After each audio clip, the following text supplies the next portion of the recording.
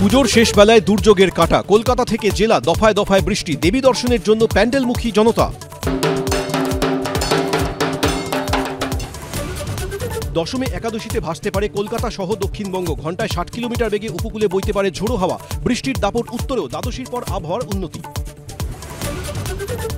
বিকেলে শ্রীভূমিতে মন্ত্রী সুজিত বসুর আমন্ত্রণে সপরিবারে প্রতিমা দর্শনে সৌরভ গঙ্গোপাধ্যায়। দর্শনার্থীদের আবদারে তুললেন সেলফিও।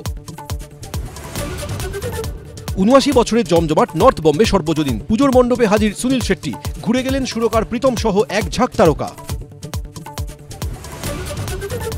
উৎসব ভাবনায় সেরার শিরোপা জিতল চালতাবাগান দোহাপট্টি। নির্মাণ ভাবনায় সেরা দক্ষিণপাড়া দুর্গোৎসব। প্রকৃতি চেতনায় সেরা ক্ষুদিরাম কলোনি সর্বজনীন।